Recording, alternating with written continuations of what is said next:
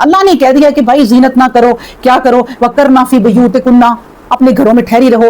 سب سے زیادہ پسندنا نبی کریم صلی اللہ علیہ وسلم کو وہ عورت ہے جو گھر میں ٹھہری رہے. بتائیں، اس پہ بھی میں نے ایک حدیث جو ہے نا وہ ایک لکھی ہے کہ عورتوں نے نبی پاک صلی اللہ علیہ وآلہ وسلم سے عرض کیا کہ ساری فضیلتیں نا مرد لوٹ گئے، کہ جہاد کرتے ہیں، بڑے بڑے کام کرتے ہیں، ہم کیا عمل کریں؟ تو نبی کریم صلی اللہ علیہ وآلہ وسلم نے کہا، انہوں نے کہا کہ ہمیں بھی کوئی بتائیں کہ ہم مجاہدین کے برابر کوئی کام کریں تو ہمیں اجر ملے. فرمایا من قعدت منکن فی بیتہا، اپنے گھر میں بیٹھی رہو. جو تم میں سے اپنے گھر میں بیٹھی رہے گی وہ مجاہدین کے عمل کو پالے گی.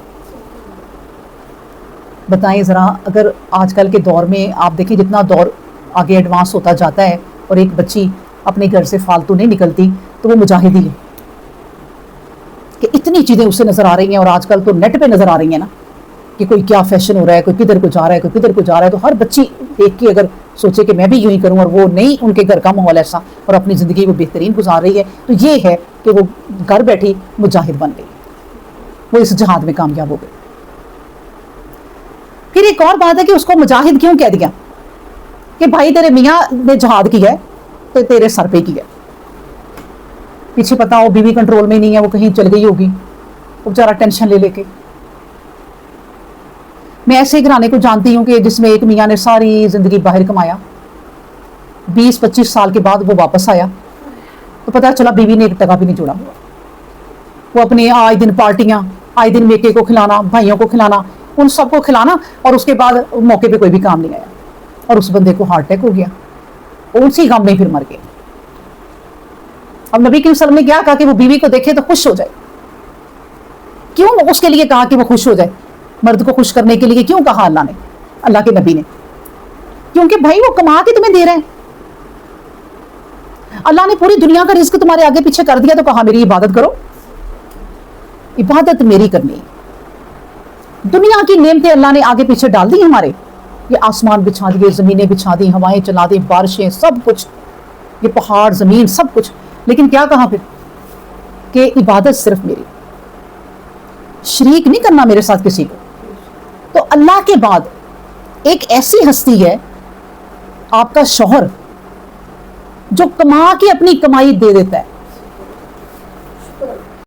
پھر نبی کریم صلی اللہ علیہ وسلم نے کہا جاہلیت کی باتیں نا یہ بھی ہے، کسی کو نسب پر تان دینا کہ تم کس خاندان کی ہو، کوئی نسب نہیں، چھوٹا بڑا، اس کو تانا دینا، ستاروں کی گردش سے فال لینا، ان باتوں پہ یقین کرنا. اور پھر کہا کہ مردوں پر نوحہ کرنا، یہ بھی جاہلیت کی باتیں. نبی کریم صلی اللہ علیہ وسلم نے نا عورتوں سے بیعت لی اور بیچ میں یہ پوائنٹ آ گیا کہ مردوں پہ نوحہ نہیں کرو گے. تو ایک عورت نے ہاتھ پیچھے کر لیا، کہتی نبی کریم صلی اللہ علیہ وسلم وہ میرے رشتہ دار ہیں، انہوں نے میرے مردے پہ بڑا نوحہ کیا تھا، تو میں ان کا بدلہ جب تک نہیں اتاروں گی یہ والی بیعت تب کروں گی. نبی کریم صلی اللہ علیہ وسلم نے چھوڑ دیا. اور کہتی ہیں کہ وہ عورت چل پڑی لیکن پھر کوئی روشنی دکھائی دی تو واپس آ گئی. نہیں، نبی کریم صلی اللہ علیہ وسلم میں کرتی ہوں اس پر بھی بیعت، میں نوحہ نہیں کروں گی. اس نے چھوڑ دیا. تو یہ آج بھی جہالت گاؤں میں دور دراز آپ دیکھیں ابھی بھی ہے جہالت میں. آپ کو جن جن چیزوں سے منع کیا ہے یہ سب چیزیں ابھی ہیں، یہ نہ سمجھے کہ نہیں. شہروں میں ایسے ایسے شرک کرتے ہیں کہ ڈیڈ باڈی پڑی ہوتی ہے، گھنٹہ کھڑے ہو کے پتہ نہیں کیا کیا پڑھتے ہیں اور اونچی اونچی پڑھتے ہیں، یہ پڑھو اب وہ. اور اگر اس مردے نے اپنی زندگی میں منع نہیں کیا نا کہ یہ میرے اوپر نہ پڑھنا تو وہ بھی گناہ گار ہے. اس پہ بھی وہ اس وقت رو رہا ہوگا کہ یہ میں کیا کر رہی ہیں اور میں نے کیوں نہ اپنی زندگی میں منع کیا. ابھی بھی یہ شرک ہے. وہ کہتے ہیں یہ نہیں کرو گے تو کچھ نہیں.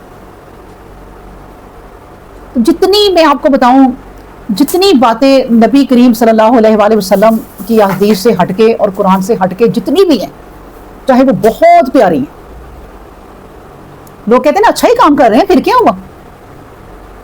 بیٹھ کے ہم سارے درود شریف بھی پڑھ رہے ہیں نا، پھر کیا ہوا؟ اور یہ ایک روٹین بنا لینی ہے کہ درود شریف. کہاں نبی کریم صلی اللہ علیہ وسلم نے کہا ہے کہ بھئی بیٹھ کے یہ محفل میں درود شریف پڑھو سارے؟ کہیں ثابت نہیں ہے. یعنی آپ کی اچھی چیز بھی ہے نا وہ بدعت میں شامل ہو گئی، وہ بدعت ہو گئی. नबी करीम सल्लल्लाहु अलैहि वसल्लम ने कहा भाई जुमे के दिन सूरह कहा पढ़ो, पढ़ो, जुमा पढ़ो, पढ़ो, जो चीजें साबित हैं वो ले लो, जो नहीं ना साबित ना करो। ये कोई लोग तुम्हारे काम नहीं आने उस वक्त जिनके लिए सब कुछ किया। अपना अपना दुरूद शरीफ पढ़ो, चलते फिरते पूरा दिन दुरूद शरीफ पढ़ो, जुमे को तो दुरूद शरीफ जुबान को चुप ही ना कराओ, इतना पढ़ो। लेकिन एक बिदअत बना लेना कि और ना नमाज पढ़नी ना कुरान पढ़ना, ये 2 घंटे बैठ जाओ, तो ये बिदअत है। इन चीजों से बचो जितना बच सकते हो। दूसरों को समझाओ, नहीं समझते भाई अपनी जिंदगी समझ लो, वहां किसी ने काम नहीं आना, ठीक है। तो कहा कि वकरना फी बुयूतिकुन्ना, अपने घरों में बैठी रहो, और वला तबर जन्ना, और जीनत इख्तियार ना करो, इजहार जीनत ना करो, तबर्रुजल जाहलियतिल उला, वो जहालत पहले लोगों जैसी। तुम पता क्या किया करो, व आकिमनस सलाता, नमाज कायम करो, व आतीनस ज़काता, और ज़कात अदा किया करो, व आतीनल्लाह, और अल्लाह की अताअत करो, व रसूलहु, और उसके रसूल की। इन्नमा युरीदुल्लाहु, बेशक अल्लाह चाहता है, लियुज़हिबा अनकुमुर रिजसा, कि तुमसे रिजस, तुमसे नापाकी दूर कर दे अल्लाह। अल्लाह चाहता है कि ए नबी की बीवियों, ए अहले बैत, तुमसे तो बिल्कुल अल्लाह कोई रिजस, कोई बीमारी, कोई बुराई रहने नहीं देगा, तुम्हें पाक कर देगा। नबी करीम सल्लल्लाहु अलैहि वसल्लम बैठे हुए थे ना, तो हज़रत अली रज़ी अल्लाह अन्हु आए, फातिमा रज़ी अल्लाह अन्हा आई, हसन हुसैन आ गए। नबी करीम सल्लल्लाहु अलैहि वसल्लम ने उन सबको अपनी चादर में ले लिया और कहा कि नबी करीम सल्लल्लाहु अलैहि वसल्लम ने कहा ये मेरे अहले बैत है। उम्मे सलमा कहती है रज़ी अल्लाह अन्हा, वो भी नबी करीम सल्लल्लाहु अलैहि वसल्लम की बीवी थी, वो दूर बैठी हुई थी जरा। उन्होंने कहा नबी करीम सल्लल्लाहु अलैहि वसल्लम और मैं, और आयशा रज़ी अल्लाह अन्हा पे भी ये है, उन्होंने कहा नबी करीम सल्लल्लाहु अलैहि वसल्लम और मैं, तो उन्होंने कहा आयशा तुम तो हो ही ना।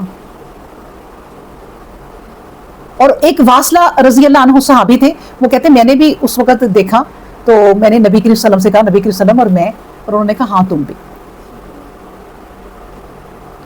तो ये अहले बैत अल्लाह तबारक व तआला को नबी की सारी फैमिली इतनी पसंद है कि अल्लाह तबारक व तआला ने कहा कि इनमें तो मैं कोई बुराई रहने ही नहीं दूंगा।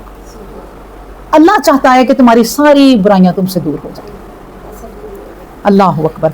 तो हम उस नबी करीम सल्लल्लाहु अलैहि वसल्लम की उम्मत हैं, हम उन उम्महातुल, जो हमारी माएँ हैं, उम्महातुल मोमिनीन, उनकी बेटियां हैं। हमें भी उनकी राह पर चलना चाहिए, जो उनको नसीहतें की हैं वो अब हमें की हैं। इस तरह तुम अपनी जिंदगी गुजारो। अल्लाह अकबर।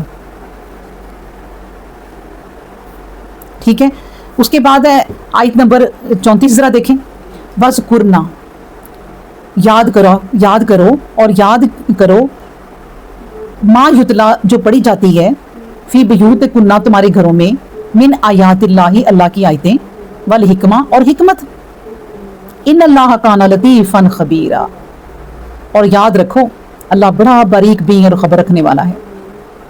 अब देखिए क्या बात कही जा रही है। अल्लाह ने कहा तुम्हारे घरों में ना जो आयात पढ़ी जाती है ना, जो कुरान ये पढ़ा जाता है, उसको याद करो।